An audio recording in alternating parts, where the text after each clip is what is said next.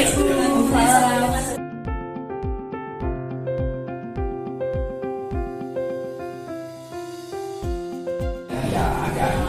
Sebelumnya, terlebih dahulu, nama saya Dewi dan kedua rekan saya Dewi Fauzia, saya Gwenda Salaha.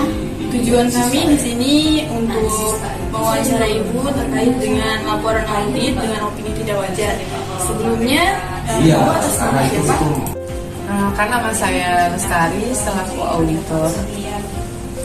Pertama, kami mau bertanya terkait dengan apa aja sih Bu faktor-faktor yang dapat mempengaruhi atau menyebabkan laporan audit itu dengan opini yang tidak wajar. Beberapa faktor yang menyebabkan auditor memberikan opini tidak wajar itu biasanya ada ketidaksesuaian di laporan-laporannya.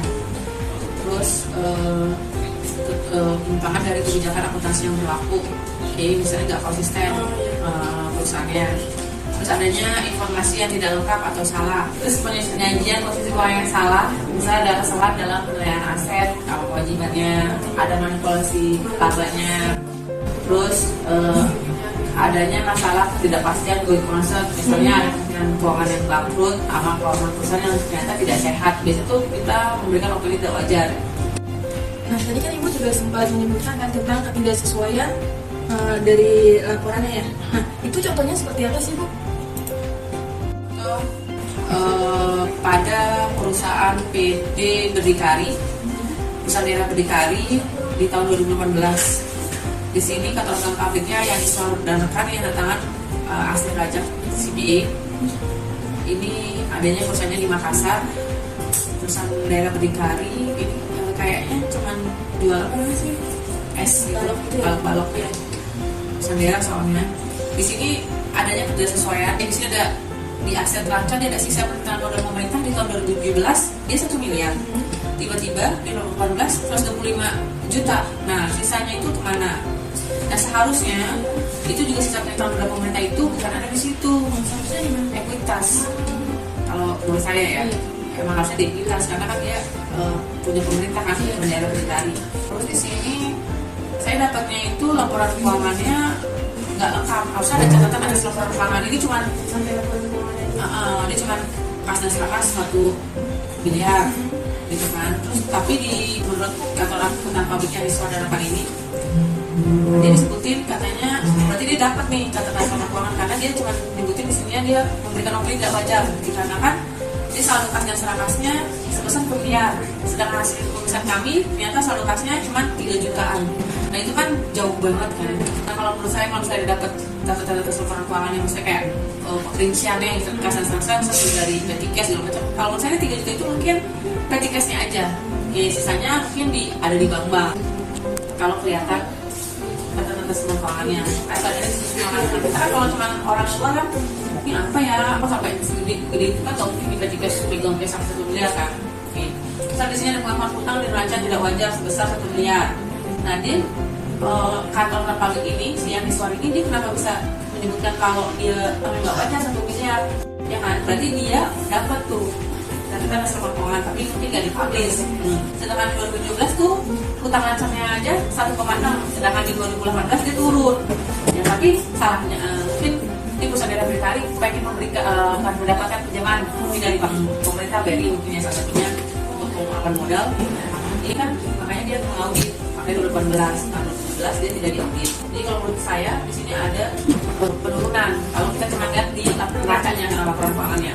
Nah sedangkan di sini yang ini juga kuncinya di sini laporan laba ruginya di pendapatan 2018 dia tidak ada sama sekali. Nah saya tuh bingung apakah dia 2017 ini dia baru berdiri karena masa pendapatannya 0, biayanya udah tinggi tuh operasional sampai 400 jutaan tuh ngapain aja. Terus sama bukan hasil umumnya tuh apa aja. Kalau bisa mendapatkan catatan laporan keuangannya itu jelas tuh biaya personalisnya apa aja, beban aset umum apa aja, pendapatan bebannya itu apa aja, jadi dijelaskan di catatan laporan keuangan dirinci.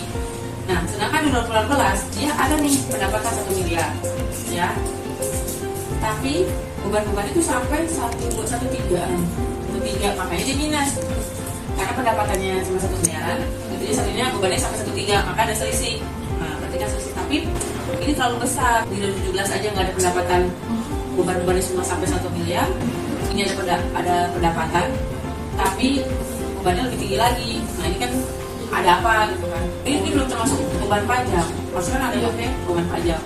Nah, terus di yang tadi itu yang katanya pernyataan pemerintah, apa nih? Sisa pernyataan modal pemerintah, berarti kan pemerintah ikut ya. Anjilan. Itu harus ditaruh dalam draft perubahan ekuitas tuh. Di sini tidak ada. Soalnya di sini ada tulisan dividen ke Pemda. Jadi pemerintah ngasih dana itu pasti kan minta pembagian dividennya. Di sini nggak ada.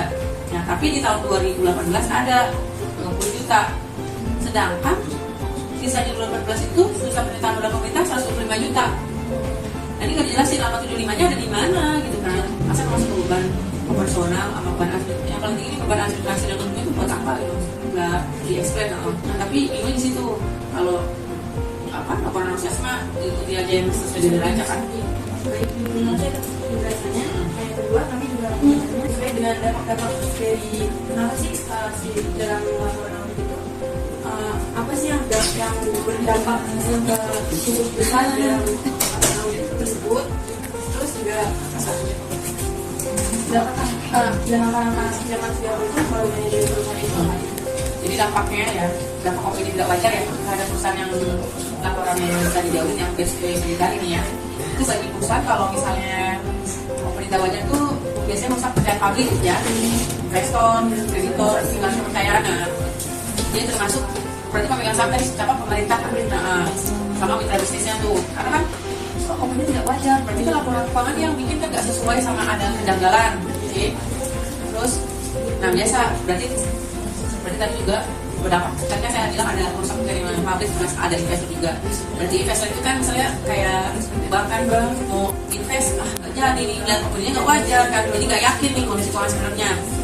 Oke, itu jadinya tidak jadi kasih dana. Misal kalau ada investor yang mau nanam modal saham gitu, nanamin modalnya, dia jadi nggak jadilah laporan keuangannya tidak bagus gitu kan. Terus berarti kalau sama itu juga bisa Iya. Nah, karena kan udah jelas tuh di laporan keuangannya nggak ada sama sekali kan, maksudnya nggak ada sesuatu tidak sesuai, udah aneh di awal kan. Bisa pernyataan modal pemerintah aja masuknya ke aset, maksudnya ke ekuitas. Ya tadi berarti sulit mendapatkan pinjaman kredit itu di bank ya, yang tadi kita sebutin BRI kan. Terus sama, nah kalau misalnya masih mendapatkan pinjaman, maka resikonya pokoknya lebih tinggi ya sebagai kompensasi atas resiko yang lebih besar dihadapi oleh pemberi pinjaman. Nah kalau hubungan bisnis kan tadi jual balok kayak misalnya nih, nah mitra bisnisnya atau pemasok yang kalau es balok itu kan bikinnya kan pasti pakai garam.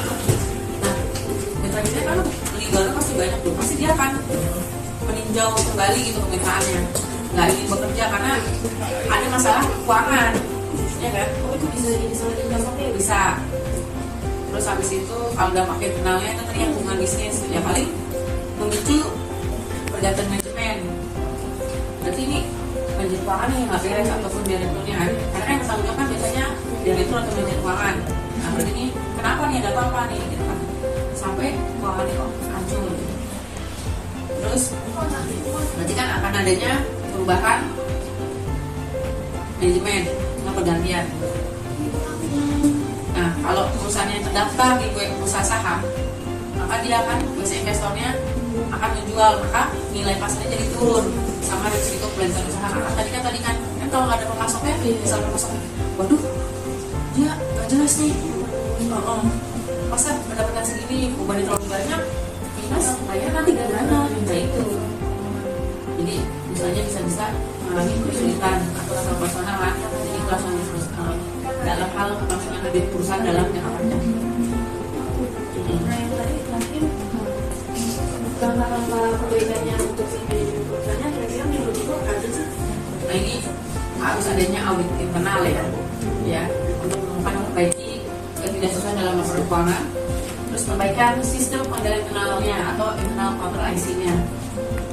Jadi harus ada evaluasi, terus tingkatan pengendalian internalnya, terus sama konsultasi dengan auditor eksternal nih kayak KP yang tadi itu apa namanya, KP apa ya? KP yang di swab ya, katanya si asli raja CPA. Nah ini harus konsultasi nih kalau ada temuan gimana perbaikannya, nanti dia bisa kasih tahu. Terus habis setelah diperbaikan dilakukan direvisi jadi sesuai yang dikasih tahu sama auditor eksternalnya untuk mendapatkan opini wajar. Kan diperbaiki nih, misalnya kayak oh ini salah masuk bawa kas kan, masuk kas dari kas ya, tadi dibawa di aset lancar yang tadi yang permintaan pemerintah, terus masuk di kas diganti, dipindahin, dicek lagi apakah benar nih yang minus, masa berkata ya dia dapat pendapatan 1 miliar, masa tapi bebannya terlalu tinggi jadi minus, terus ngapain perusahaan sendiri gitu kan, ini aja kan dikoreksi itunya beban-bebannya yang ada yang perlu nggak perlu diinin dikurangin, kalau nggak ini nggak perlu nih dilakukan. Mungkin cukup sekian wawancara kami hari ini kepada Ibu Lestari. Terima kasih juga Ibu Lestari sudah meluangkan waktunya untuk kami wawancarai pada hari ini. Dan mungkin yang lain ada sedikit pertanyaan. Ibu boleh minta dikirimin file laporan audit opini tidak wajarnya nanti. Terima kasih Ibu sudah meluangkan waktunya untuk kami wawancarai. Assalamualaikum warahmatullahi wabarakatuh.